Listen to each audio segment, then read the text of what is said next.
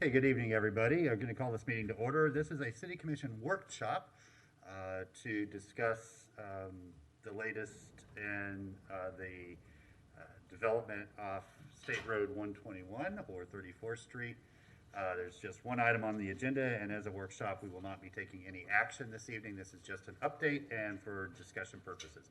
Is there a motion to adopt the agenda? Second. Motion by Commissioner Ward, seconded by Commissioner Hayes Santos. All in favor of the motion say aye. All opposed? That motion passes unanimously. Commissioner Johnson is absent. So with that, Mr. Feldman, I will turn it over to you. Thank you, Mr. Mayor, members of the commission. With that, I'm going to turn it over to newly named Director of Sustainable Development, Andrew Persons. And we'd like to all congratulate you, sir. Welcome to the city of Gainesville. Welcome to Gainesville. Thank you. We think you're going to love our. We think you're going to love our community. We think you're going to love working for the city. Let us know if there's anything you need me or any of the other commissioners to do to help ease your transition. Great. That sounds great. I hear there's a university here. I'm excited about that as well. So, but thank you for having me. And like all good directors, I'm actually going to turn it over to my much more capable staff, Brittany McMullen. It's so great to have a new employee. All right, Ms. McMullen, welcome. All righty. So, sorry, I'm just trying to get my screen share up here. Oh, broadcast, we're not seeing the presentation on the board the commission can see, this backboard here. Brittany, you can go ahead. This is just an internal thing. Okay. All right. So, as was mentioned, well, first of all, my name is Brittany McMullen, planner with the Department of Sustainable Development. I'm happy to be here with you all. So, as was mentioned, we are here to talk about the Weyerhaeuser property, which is located off of North 441 and State Road 121, as well as County Road 231. So back in 2019, the City Commission had reviewed a privately initiated PD zoning request from the applicant. That was in June of, in December of 2019. So the City Commission had denied Weyerhaeuser's privately initiated PD request. And in the same year, the commission had directed staff to initiate a land use and zoning change at the property to revert the existing land use back to agriculture, which is what the property was zoned as, or what the land use was before it was annexed into the city. So that city initiated land use has been transmitted to the state DEO office for review.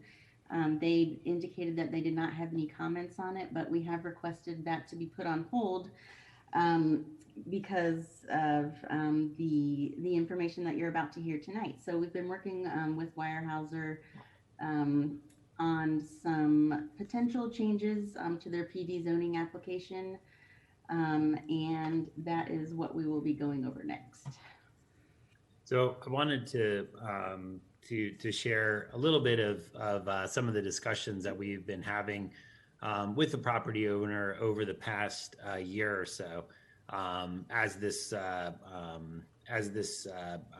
Brittany indicated, sort of we've been sort of in between processes, so to speak. They approached the city and we sat down with them and started talking about ways that they could potentially enhance the original application and bring some changes to the table that I think they're going to talk about in more detail tonight. As I think you'll see from what they'll be presenting, I think the property owner heard the concerns of the commission and from staff. And from a staff perspective, we really think that a lot of the changes that are here are really good, very exciting changes, very thoughtful. I think as you'll see, a lot of them sort of fall into these topic categories where I think they heard some of the concerns from the commission and tried to address that with potential enhancements to the property. And I think they're also eager to hear the commission's thoughts. And so for all of those reasons, we felt like it was a good idea for the commission and for the property owner to be able to have this opportunity for this workshop to sort of talk about potential for the property, to get the commission's feedback on what what Weyerhaeuser has put on the table, and to see if there's any points of connection that may sort of inform future decisions about the property.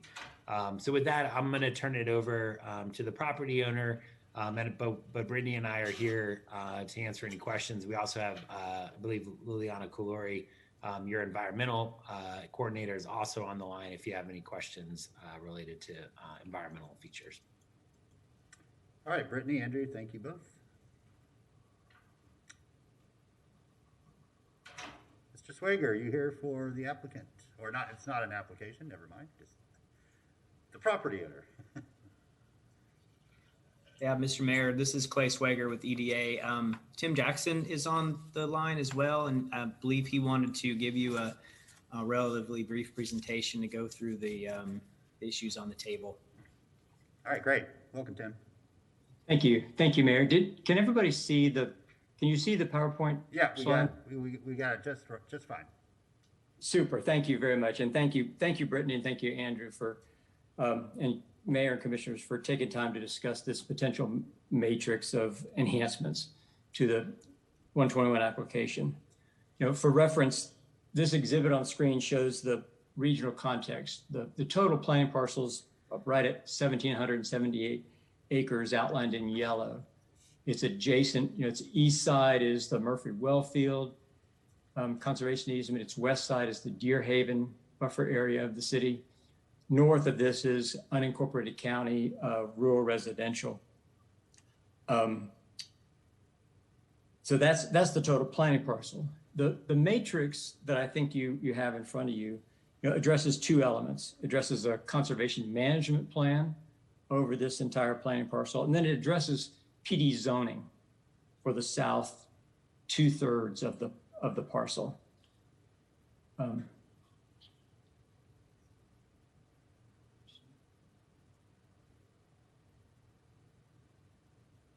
So the area, the total area of the 1,778 acres that was designated conservation management and approved by the city was about 1,161 acres. The exhibit in front of you shows just the southern 2/3 of this property, of this total area, because that's the topic of this discussion. The areas in green would all be protected by conservation easements. So that's about 900 acres. The area in yellow shows the maximum area possible for development, about 395 acres. So that green would all be designated conservation management area, would get conservation easements over it. As a reminder, the comprehensive plan does not allow any impacts to jurisdictional wetlands, and all the wetlands on this piece of property are in the green conservation management areas. So that's the conservation management area. This same area has planned development zoning map shown here. So those green conservation management areas on the previous slide are shown here in dark green and light green. The dark green would get conservation zoning. The light green would get a zoning designation of conservation management district, but all of the light green, all the dark green would have conservation easements over it and be protected from development. So roughly 900 of those acres being protected. For the bright yellow that was on the previous slide, the maximum developable area, the PD establishes 3 development areas, yellow, or light brown, and red. A total of 395 acres or so. The red is the mixed use district in the center. It's about total here, this is 121. The red is the mixed use district. It's about 122 acres total, which is about 30% of the development area. And the red allows a full range of housing types, and it requires a minimum overall density of 5.5 units per acre. And then it allows up to 30,000 square feet of non-residential use in that mixed use center. Outside the mixed use center, there's the light brown residential district. You can see separated from the mixed use center by 121 or by major conservation areas. Right. The residential district is about 227 acres. It allows a full range of housing types. It allows attached housing as well as detached housing. Then the very, very outside, the yellow along the very east border, the yellow on the west border is designated single family district. And the comprehensive plan policy limits that land to only detached single family units. So all of the projects, except for those 45 acres, could have attached as well as detached residential. So that's the PD zoning that was proposed on this overall project. If you look at, or step back and say, what might that community footprint look like? This exhibit shows you what happens if all that developable area gets developed as housing, or 20 or 25% of it as some kind of retention or water treatment. You can get the sense of the extent of conservation lands within the parcel and to the east and to the west. And you can see proximity to a variety of residential, commercial, civic uses here at 441 and 121, which is that intersection is about 1.5 miles from the 121 property. So with that context, I would like to just walk through the matrix just as it was provided to you. These are enhancements that we worked hard with the city staff. I think everybody has agreed these enhancements make good sense. We started about 7 months ago. Our staff met with the city staff 4 different times virtually, exchanged some data, exchanged a lot of new research. For example, the planning team that led by Clay documented actual densities in the Duck Pond and in Hale Village Center and Tioga Town Center and others familiar neighborhoods in the area. So that when we talk about, for example, we talk about 7 units per acre, we'd understand, well, what's that like? Is that like the Duck Pond? Is that like Hale Village Center? So, and over those 7 months, we and staff exchanged several versions of the matrix, which led to the final matrix that's been shared with you that was completed in early April. We really appreciate all the work that your staff has done in reaching this set of agreed enhancements. It's our understanding that staff believes that with these enhancements, they could be in a position to recommend approval of this application with those enhancements.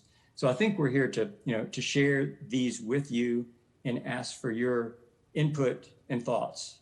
I'm not going to read all the words, but this first page of the matrix is just outlining that the intent of these enhancements is to address priorities of the community and priorities of this commission, which were expressed in the commission's strategic plan. So the matrix is therefore divided into 6 sections. There's conservation management, site design, housing, low impact development, transportation mobility, and then a few other that didn't fit into any one of these specific categories. So we start with conservation management.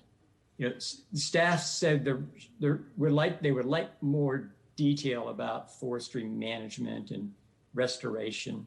So we worked through a set of enhancements. The first one being to finalize the prior commitments that said, hey, all of the conservation management area would transition from silviculture and working forest, which it is today, to conservation that is providing biological benefits and no longer has continued silviculture going on it. That was a commitment early on, I mean, at the end of the process. A second element of the enhancements is some more detail on the transition and how it would happen and how restoration would happen. So that at final harvest, the pines in the wetlands and in the buffers would be removed to stimulate, allow natural biodiversity. A set of actions that would improve the biological benefit of the conservation management areas after silviculture is removed. A third area we discussed was carbon capture and what could be done there. And one was to make sure that the management of the forest is, maximizes carbon capture long-term, other than continued silviculture. So things like, selective thinning and removal of planted pines and the lower quality hardwoods to prevent overcrowding, allow for natural regeneration, allow for additional trees that would uptake carbon. Second piece, a management plan for regenerating and growing other trees that would promote some mixed ages and stands that have mixed ages.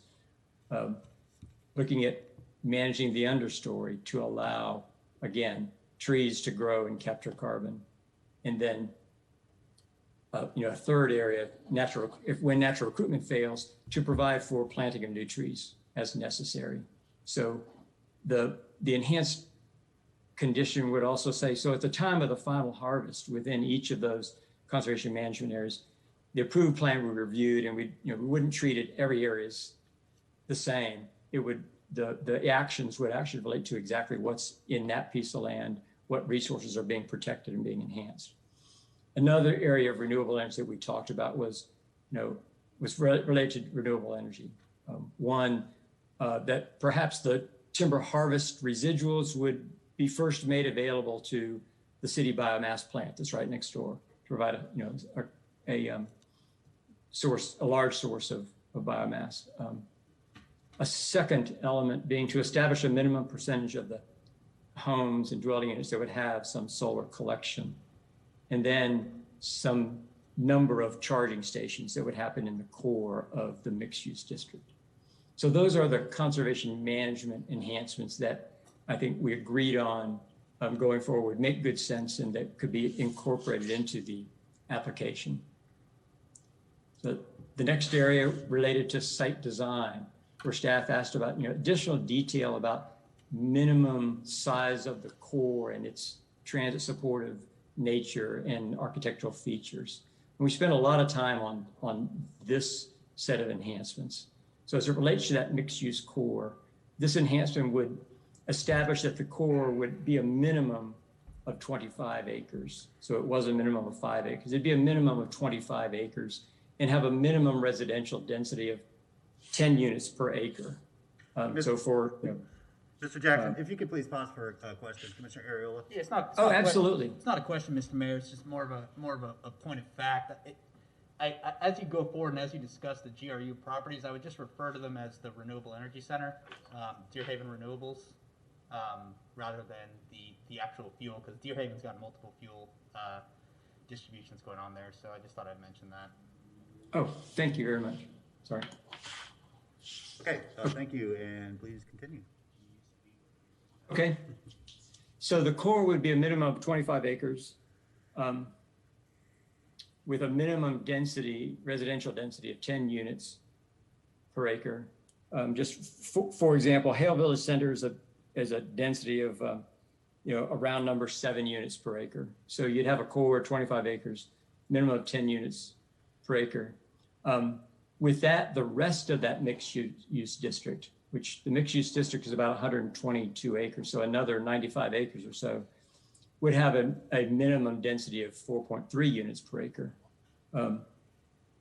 and be required to be developed according to those urban standards, which require a set of front porches, which require connected sidewalks and a connected street system. And that average density is roughly the same average density as in the duck pond. So you'd end up with this 25 acre core at 10 units an acre, higher density, and then 95 acres or so around it that would be similar to the duck pond in density. So that would be a core. The core would also need to include a minimum of 15,000 square feet of non-residential uses, likely restaurants and some special use retail, which was increased from 10,000 square feet that was in the application. Another part of that enhancement related to the mixed use core would establish a timing requirement that said within the mixed use district, prior to there being any development in those single family detached districts, at the very edges of the development, that there'd be at least a minimum of 300 units having been developed in the mixed use district to ensure that this is not just those single family detached units being developed early on, and that's all that happens. Other pieces of the enhancements were a minimum, provide a minimum of 10 electric charging stations when there's 100 units in the core, and then set some minimum parking requirements that's similar to what's in the city's urban transect zone. So on top of that compact mixed use development enhancements, then there would also be architectural features would be set forth in more detail in the zoning to mimic what's in the city's land development code for that transect area, dealing with things like building mass, facade articulation, and entrances. So, Okay, thank you. Mr. Jackson, if you please pause for another question. Commissioner Sacco. absolutely. Thank you, Mr. Mayor. Just a clarifying question. I could have misheard, but I think earlier you said there'd be 30,000 square feet of non-residential, but this shows 15. The 15 is a minimum that would have to be Okay. there. The 30,000 is the maximum that's would be set by the zoning. Okay, thank you, sir. Okay. Sure. No, thank you. Thanks. Good. Appreciate that. So to show what those might look like, this is that PD zoning. So what was shown here was a smaller core. This would expand to be a minimum of 25 acres, and then with a minimum of 250 dwelling units at 10 units per acre. So then the rest of this red would have a density that ends up being about at least at 4.3 units per acre, just to show you how that would look like what it would look like on the ground. So if we move on from site design to low impact, did I skip one? Wait. Yes, I don't want to skip this. Did deal with housing, enhancements in the area of housing, particularly in the area of affordable housing and universal design. These enhancements would actually, provide that for affordable housing earlier in the build out than would have happened with the current, the application, and provides to ensure, that the affordability remains permanent. So first, one enhancement would deal with the timing of affordable housing, so that perhaps, the affordable housing requirement in the comprehensive plan is a minimum of 5% of all the dwelling units have to be affordable. So this would provide that when you get to 300 units, you can't do any more unless at least 1 out of every 20 additional units is affordable. The plan development zoning then requires, if you get to 500 units, it already requires, it's not an enhancement. If you get to 500 units and you haven't met the 5% minimum affordable housing units at that time, you have to revisit the whole plan and come up with an action plan to make sure you end up with at least the minimum number of affordable housing units that build out. Second element of the enhancements is providing that the affordable housing would be in perpetuity, whether that's insured through deed restrictions or through a land trust or some other mechanisms. But that would be the commitment and what would need to get into the documents to meet for this enhancement to go in place. A third area related to housing is in the area of universal design, that the enhancement would require that at least half the dwelling units would be designed with universal design to make it easy to age in place. accessory dwelling units, they are encouraged here. This PD allows them by right, as I think your land development code provides for. So the enhancement would actually just amend the language in the PD to match the city's land development code as it's now been updated. And then finally, there was just a little bit of discussion about cottage neighborhoods and making sure in this PD that cottage neighborhoods, that form of development that where you might have shared parking and you have shared open space with a smaller number of units or smaller number of houses in a cottage configuration would be for sure allowed. So to add that into the form and add that into the housing stock. So those were the topics for housing as housing enhancements. So the next area dealt with low impact development.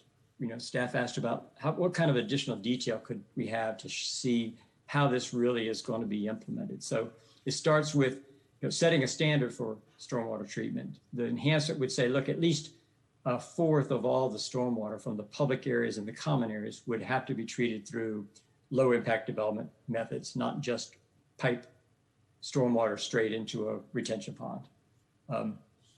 The enhancement would establish some additional standards for low impact development.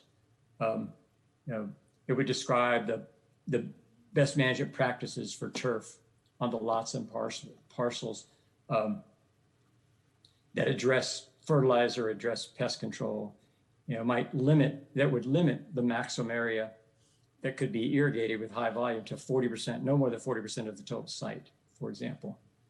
Things like requiring moisture sensors we talked through, requiring every permanent irrigation system to be below the ground and be fully automatic so that we're minimizing the amount of water that's used. That marries with it landscape standards for drought tolerant plants that would be used in this, would be allowed within the development. So those additional landscape standards would also be part of the enhancements. And part of the note was that for sure, these standards would need to meet or exceed what's in the recent Alachua County Code standards for low impact development and landscaping. So those are enhancements that were discussed and agreed on as related to low impact development. Transportation mobility was another big area of conversation. How do you address the broad issue? First was transit. So the PD has some requirements for some transit service starting early in the development. This enhancement first would require the developer to have a shuttle service as soon as there were 300 dwelling units within that mixed use district. A shuttle service that would run, on the peak hours in the morning and the afternoon. It would run at least 30-minute frequencies so that it would have a connection to the transit center there at the Walmart. A second element of transportation proposed would be to build a paved multi-use trail along State Route 121 that would run along the front of this property and run down south that a little over a mile to join with the trail on the south side of 441. And that would be in place by the time the 300th unit home was in place. And that would be mitigation for the transportation impacts of this entire development project. Seems like a good trade-off rather than looking at making all the roads bigger, wider, providing the multi-use trail. A third element is related to the entrances on 121. The goal is a community here that is connected, that's walkable, but running right through the middle is State Route 121, which has a 55-mile-an-hour speed limit on it. So to actually meet that goal of walkability, this enhancement, one, the developer would construct, a roundabout at each of the two main entrances that would slow the traffic on 121 down at those locations to at least the 20 miles an hour, and that the city would take the action to reduce the speed limit on 121 to no more than 35 miles an hour to be compatible with that residential character of the area. We believe, I think we and staff believe, those are things that need to get done in order for this area to be walkable and, in that healthy communities design. Thanks. If you please pause again, Tim. Yes, sure. Yes, sir. Commissioner Ward. Thank you, Mr. Mayor. So I have a number of notes, but I want to address a point here before we move on, and I'll address the rest after we're done. The city doesn't control the speed limit on 121. It's State Road 121. I also have concerns about you promising that you're going to be able to construct 2 roundabouts, because again, that's not a city street, it's a state highway. But I did feel like I needed to point out that the city can't reduce the speed on a state road. We're having a lot of conversation about that right now on University Avenue. It's not our road to control. I needed to drop that in there. Thank you. All right, thank you. Back to you, Mr. Jackson. Thank you very much.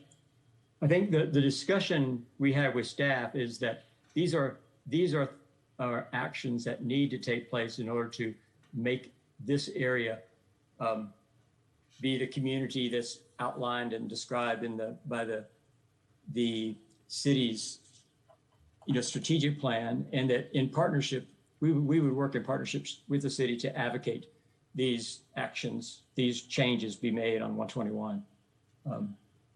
So a fourth area of transportation enhancements relates to the internal trail system that would be developed, and upgrading the requirement that said at least 50% of the dwelling units had to be within a quarter-mile walk of recreation or a trail, to be at least 80% of the units would be within a quarter-mile walk of a trail or green space or a recreation area. So those are the 4 enhancements that were discussed and we agreed would make good sense. The final set of additional details related to, first, Firewise landscape interface that there are Firewise landscape standards in the PD report, but that would be enhanced by adding some mapping of the natural and urban interface and providing a strategy for addressing that area so that the citizens are protected from potential fire in the forest. A second area being a compost pilot program that the HOA would be required to sponsor at least 12 months of a composting pilot program when there's 300 units there. Establishing community gardens, that community gardens would be required, perhaps a standard of about 10 square feet per dwelling unit of community gardens spread out around the community, managed by the HOA, but coordinated closely with the city's ongoing program. And then finally, there was enhancement to just make sure that low flow faucets and other faucets and shower heads were required. So those are the enhancements. That's the sum of the matrix that will relate to this community. And thank you very much for your patience in listening through that. We certainly hope to hear your thoughts on how these on these proposed enhancements and how you believe they relate to the city's strategic plan, what could be done to improve these, what are areas that you where you think we might proceed together to further the city's goals. So thank you very much, Mayor. Thank you. Yeah, thank you, Mr. Jackson. Appreciate that. Okay. And stick around. We've got a few lights going on here, so they might be questions for you. But I know you'll be listening with bated breath either way. Commissioner Ward. Absolutely. Thank you, Mr. Mayor. Thank you, Mr. Jackson, for the presentation. And thank you to our sustainable development staff for working to try to get a different product forward. I have comments about the whole thing. I will tell you right up front that you're gonna find that I'm pretty consistent in preferring infill development to what I still consider sprawl. And looking at this on the map that you showed us of the existing PD, it doesn't look as striking as it looks when I look at it on Google Maps. When I look at the high level picture of it on Google Maps, it doesn't have all those different colors. It has green, just green, because that's what it is. And as you point out, it exists between between Deerhaven and the well field, where it is appropriately very green right now when we look at it on Google Maps. It's the areas that will become conservation, that are in the original plan and would become more conservation easements, let's be honest, are conservation easements because they're real hard to build on. I mean, and that's not a value judgment on anybody's part. It's just, it's a reality. It exists on a 2-lane state highway, and I'm not aware of the FDOT talking about changing that into a larger highway, which creates a problem upstream for folks who come in from La Crosse and Lake Butler and points north on a consistent basis every day. We're talking about potentially 1,300 residential units or 2,000 to 3,000 cars on that 2-lane state road, and then further on to, 34th Street as it goes south, or 441 as it goes south. That's a major impact on the lives of the people who already live there.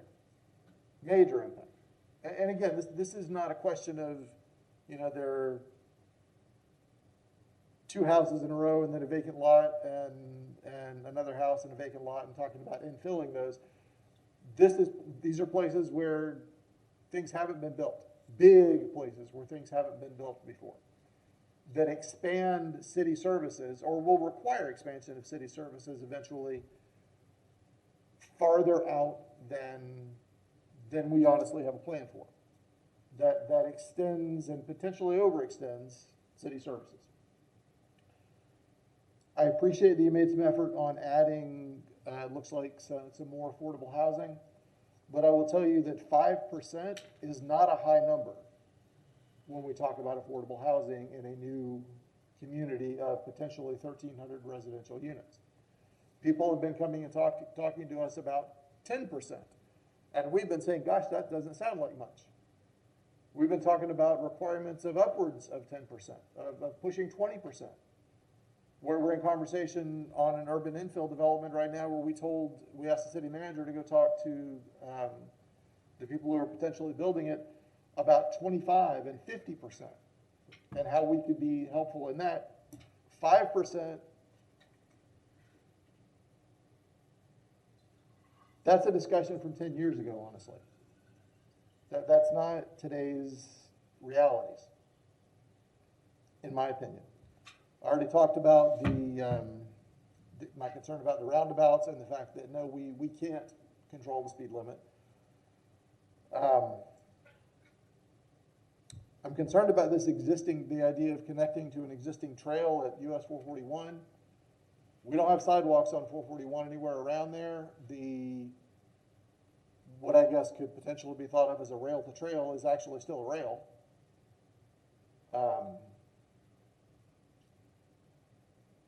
I appreciate that you intend to meet the county's code standards for LID and landscape. I'm glad you're intending to meet those standards.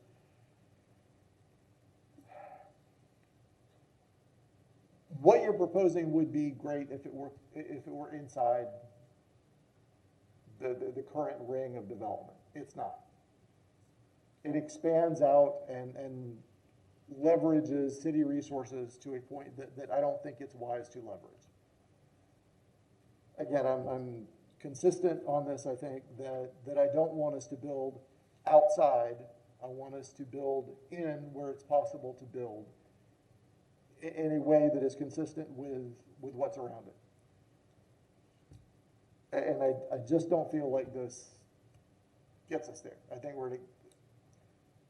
for the work that you've obviously put in, and you have put work into it, and I do appreciate that, I don't feel like it meets the concerns that I had when we last talked about this.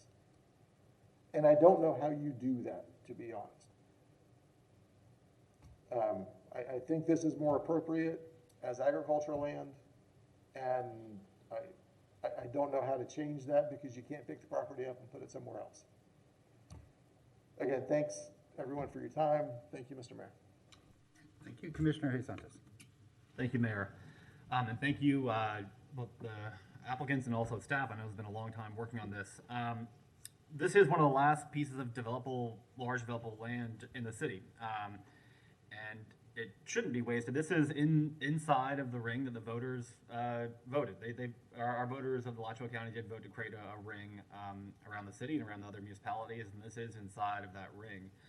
And I think with that, we should make sure that we don't build kind of a sprawling suburban development, but build something that will be, I think, to Commissioner Ward's point, sustainable. Because if there are services running out there, it needs to have, I think, the density necessary for those services to be offered. For me, I think it needs to be like the core and other areas need to be denser. I don't think that what's there currently and then the minimums will allow for sustainable transit service, and I think that is what is necessary for this area if we're going to build it. The densities just don't hit that. I think at the 10 units, I think you're going to have to go up higher in other areas as well. I also, let's see, we have to be thinking of what this is in 30 or 40 years from now. I mean, this development's not going to be built next year or 2 years from now. This is 5, 6, 7, 8, 9 years probably by the time this actually moves forward to something of this scale. But we do need to make sure that the developments we do build are transit oriented. And I believe this can be, it just needs to be a denser mix. I think also one of the things is making sure by right and that the HOA doesn't exclude the ability to, like you mentioned, ADUs, and making sure the HOA can exclude those. Also allowing 2-family, 3-family, and 4-family dwelling units. I think we should increase the cap for residential development so that we can have the density that will support the city services and also transit. We have a housing need. 2,400 people are moving to our area every year. That's probably most likely going to increase. We have to find places to put people, and then I think in the areas that are developable, we have to make sure that it's dense enough to support it for years to come and not just be short-term solutions. I also think we should allow for an increase of the commercial cap as well. For the transportation and mobility section of it, I think I'm glad that you've created a kind of a green belt along the western side, the wildlife corridor that connects to the Wise property, and then connects to the other areas. I think that I'm thankful for you making those changes. I do think this is a good opportunity, and I would like for us to have on the western side of it having a multi-use trail that would then allow us to connect to the Wise property as well, which then allows us to connect to other parks that we own, and then even going down San Velasco Park can be connected as well. So being able to create a multi-use trail that can be planned for the future on the western side, and really almost creating a loop around the property. I also think that it makes sure that it's available for public use too. As for kind of the maps, I want to make sure that there's connectivity too, that we don't, I saw on the map there just kind of very long tails of development that are not interconnected with each other. And I don't want someone to have to walk 30 minutes to get to another portion of it, even though it may be only a 5-minute if you went straight through there. So I think making sure that the developments are connected is very important, and not creating kind of the cul-de-sac, kind of endless cul-de-sacs. I also think probably should look at a connection to 441 as well to help alleviate traffic maybe there in the future, as well as also have another connection point. Thank you, Mayor. Thank you. Commissioner Sucko. Thank you, Mr. Mayor. So I would like to see something built here. I would very much like to see housing be built here, and have something add to our city instead of just having land, especially as we have a housing crisis need. That said, I'm not 100% happy with the proposed changes. I think they are good and they are going in the right direction, but I don't think it's enough. I'm going to work backwards. I agree with Commissioner Hayes Santos that it would be a good idea to see how to connect the development to 441. Yeah, 440. Yes, thank you. To kind of alleviate that traffic. The other concern is, and correct me if I'm wrong, but I'm looking at the map and the development would be bifurcated by 121. So how, I mean, other than getting in a car and driving out to it, how would folks get to the non-residential part, to the retail part?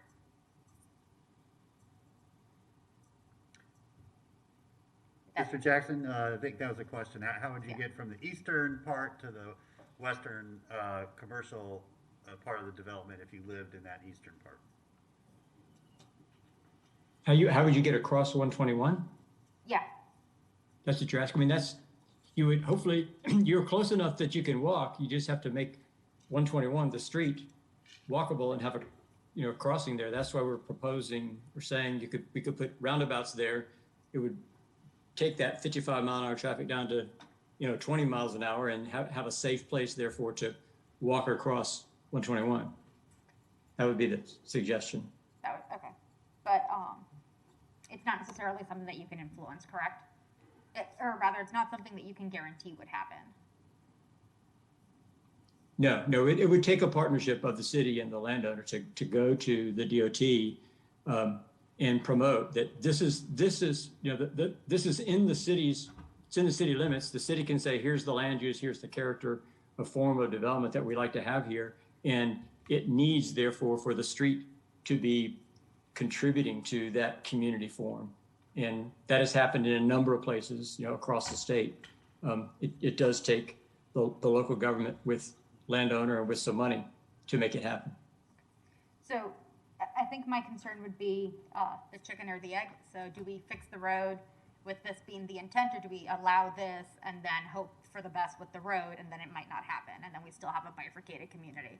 And that's one of my concerns, where you can't guarantee one of those. And if it fails, then we've allowed this huge development, and folks are going to have to cross a highway on foot and probably get hit by a semi going 50, 60 miles an hour. So that is one concern, that just that road bifurcating the development there's no guaranteed solution to it. So that would be one of my biggest concerns. And I'll agree with my colleagues that the density, that it's a two-pronged problem. So I want more density, but then it might contribute more to the traffic problem. So it needs more than one road to exit out of the whole development. But I would ideally like to see more density and a diversity of housing options available. Not everybody wants a single-family home. Not everybody wants the same type of property. And I think diversifying what types you allow and adding more to them in the code and in work your way out in steps might be better to get more use out of the land, to make better use of that footstep, and to then make it viable for city resources to be offered to that area. Because as it stands, it'll be a stretch, I want to say, for those services as it stands right now, for that northern region. And what was my last one? I had it. And my last comment is, yeah, I agree that the non-residential, the retail space would have to be a little bigger. I would like to see, ideally, a more complete neighborhood where services are offered closer to there, especially because if you plan on putting, what is it, 1,300 units, I would, my vision is that not everybody has to go to Walmart for every service they might need in that development, that they have an option of services right there in their neighborhood, and they don't have to be dependent on a car or a temporary shuttle to RTS should we not be able to expand RTS out that way. So that is one of my concerns. I would like that space to be bigger than 30,000 if possible. And I just have the concern of 121 not being guaranteed in advance. So, thank you, Mr. Mayor. Thank you. Mr. Santos. Thank you, man. Sorry. I just wanted to mention, I forgot to mention this before, on affordable housing. I do think we should look to have at least 10% affordable housing, and I think we can make that more financially feasible for the development by allowing more housing units to be built. Also, the more housing units built, make it better for the affordable housing units, as more likely to have better transit service as well for those areas. And then on the 121, I do have concerns on it, but of the safety of it, but I do appreciate you trying to make it a safer street. I think that's what we have to do, and since it is a state road, the state has to see reasons why it should be changed, and if we can make it a much slower and safer road, I think that's for the best. Thank you, Mayor. Thank you, Commissioner Ward. Thank you, Mr. Mayor. I apologize, I forgot to mention the shuttle service idea. So in concept, that's a fine idea, and you would have had me closer if you had not put any detail with it. Because what you actually said is, once there are about 600 cars using the road consistently, then you'll provide a minimal approximation of good transit. But not until then. That's a concern for me. I mean, I think building that in up front, as opposed to after 300 units are occupied and hundreds of cars, additional cars, are using the road, then you're playing catch up instead of trying to meet the need before it exists. And I understand that it's frustrating to run a shuttle with empty seats. I think the opportunity there is to partner with RTS at the beginning rather than a private shuttle service, finding ways to help fund a first mile, last mile service that can do good for the extended area, even though this is a far reach from where most people are living. There are some folks who are not too far away, but I've canvassed those neighborhoods and they're pretty sparse. And again, I am concerned at this idea of connecting to a trail at 441 because I'll be darned if I can figure out where that existing trail is. So, thank you. Okay, thank you, everybody, for your thoughts. I think I'm probably going to be a little bit redundant with some things some folks have already said, but I'm going to start very, very high level here. There is absolutely no question that the city of Gainesville needs significantly more housing to be built. We have a lack of housing now. We have people moving here every year, and the folks that lose in that are the people at the bottom end of the income scale. They're the ones that get squeezed out as there's a lack of supply and the demand increases. Either folks are going to live further and further away, which is very, very detrimental to our community, or the folks with money are going to squeeze out people. They're going to buy up homes. They're going to fix them up, which is great, but that increases property values in those communities. It displaces other folks who have lived there for a long time, and it creates this cycle that we're seeing right now. So we need more housing. And Commissioner Hayes Santos is absolutely correct in saying this is one of the last places, probably the last place, that we will see greenfield development, potentially see greenfield development in our city. There's just no other properties out there where that potentially might happen. So while we very much want to encourage urban infill development, that type of development is much more difficult to do. Every property is different. It comes with much higher risk, which means it's more difficult to finance. It's more difficult to get approved. You very often have immediate neighbors who have significant concerns about that development. And so it's just more difficult to do, driving up costs and making it less likely to eventually happen. And we've seen that happen in our city as well. So I would like to see a project at this location that meets our overall community needs. I really do. I think that what was presented here is a step in the right direction. I don't think you've gotten it close to the finish line yet. There's still a lot of work to do. So the biggest thing for me is the density, the quantity and quality of housing and how it's distributed throughout the development. Well, 10 units an acre in the core area is a great start, and I think that would be a great starting place. That really needs, to me, to be the minimum standard for the entire development. This development really should have a mix of single family, 2-family, 3-family, 4-family homes mixed amongst one another throughout the development, cottage courts mixed in with throughout the development, so you can really take advantage of community areas, density, but at a scale that is sort of open and easy for people to navigate on foot, with strollers, on their bicycles. And I recognize that this is a different type of development than y'all or most large-scale developers are accustomed to. It's something that hasn't been a part of the sort of greenfield development world because it hasn't needed to be.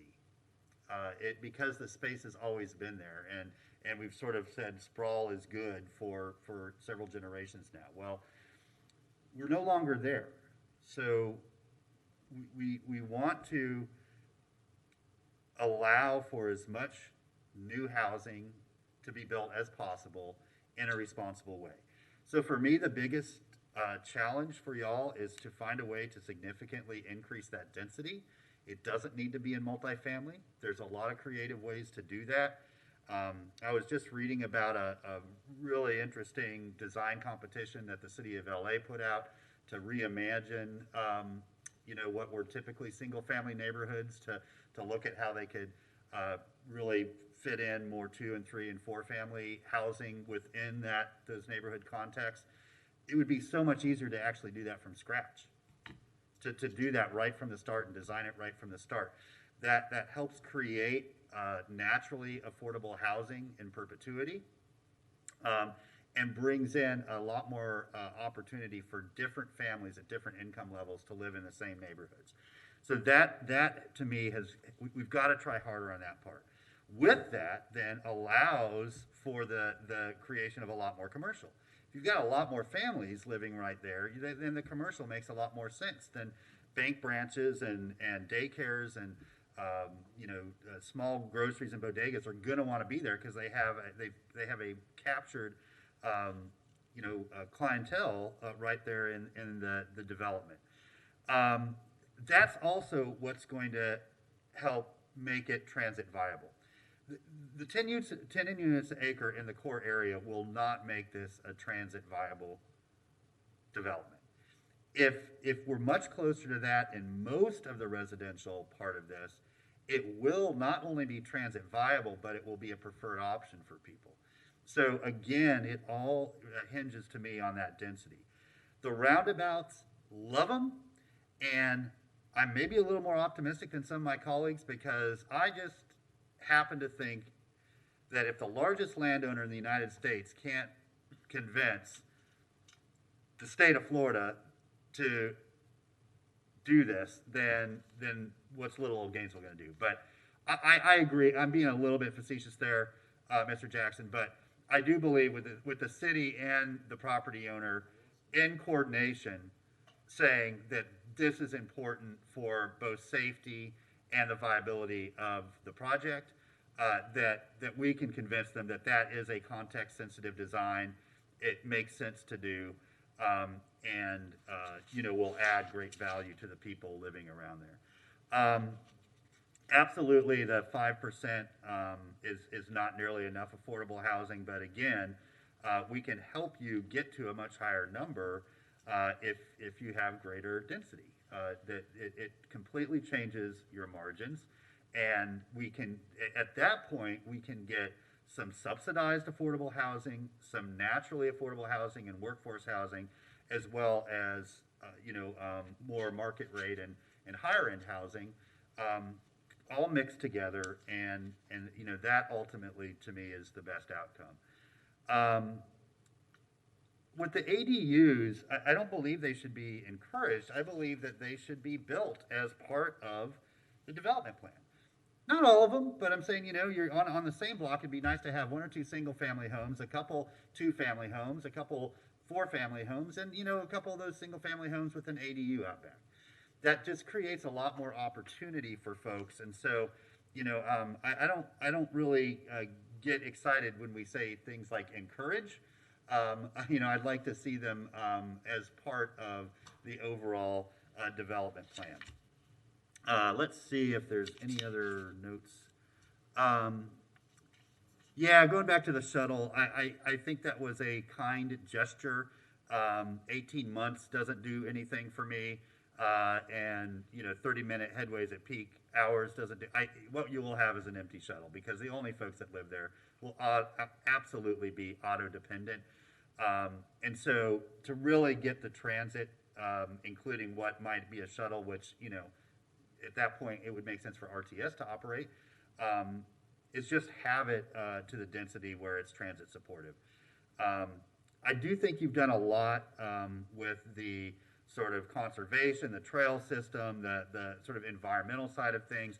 I do think that there's some interesting concepts in as far as distributed energy, or maybe a condominiumized solar project that could be part of this, where residents could buy into a sort of a centralized solar project, as opposed to putting them on rooftops. Those are things that can be explored down the road. They're things that make financial sense. They're things that are attractive selling points to future residents. You have the benefit of being next door to most of GRU's energy production fleet. And so I think those are really exciting things that can be talked about later. But to summarize, I think I've been both repetitive and redundant. I need to see much more density and a greater diversity of housing. I don't want to see a cluster of apartment complexes and then over somewhere else a cluster of single-family homes on large lots. I want to see all of that density sort of intermixed, interdispersed, and create something unique that can really be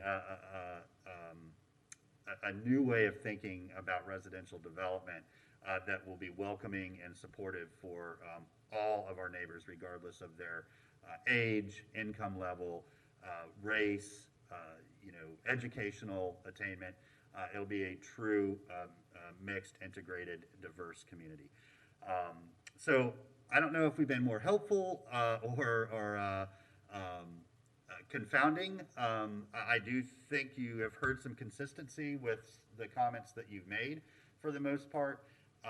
And so I'd like to ask Mr. Persons, what happens now? What can we expect for next steps?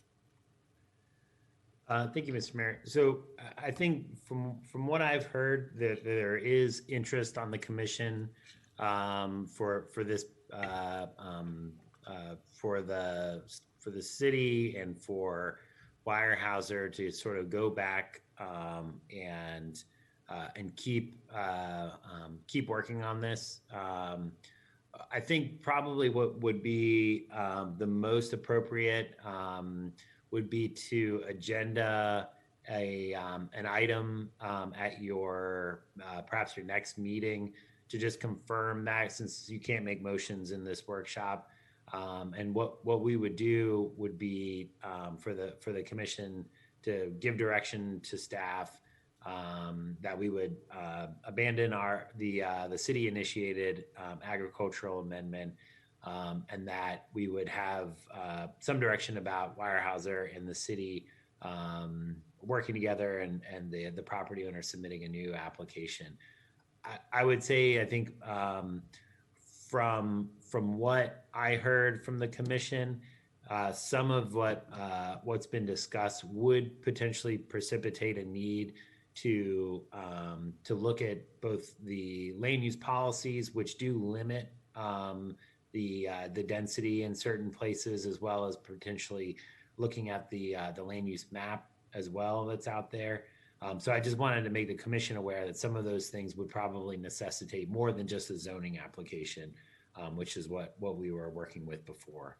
But that's the consensus that I heard, and if I heard differently, then I definitely want to know that before we go forward.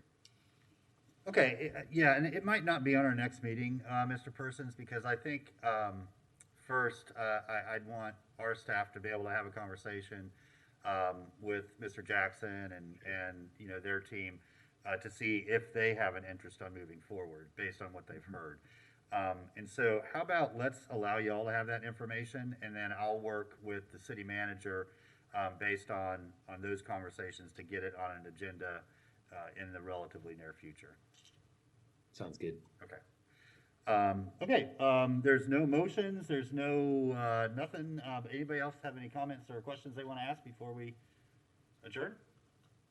Oh, Mr. Mayor, go ahead. I did want to see if the property owner had any questions or had any comments they wanted to make. Just because this will probably be a good time for any clarification or any sure, and I will open it up for public comment as well after this, even though there's not a motion, in case anybody's following along and wants to share anything with this. Mr. Jackson? Sure. Thank you, Mayor. Thank you, members of the commission. I appreciate the hearing the input and the description of, here's the vision we would have if this were going to be developed ever.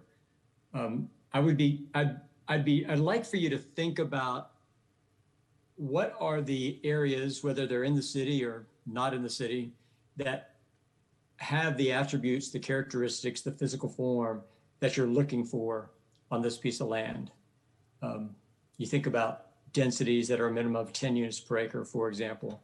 I'm interested in what are some places you are thinking about this might be like, or just as I'm talking about something that's completely different than anything I've ever seen. It would be helpful as we move forward with this process to understand what's in that vision. So I appreciate all the input. Thank you. Yeah, absolutely. Thank you for that ask. I think it's completely reasonable, and I'll work on getting you some examples myself and any other commissioners that want to as well.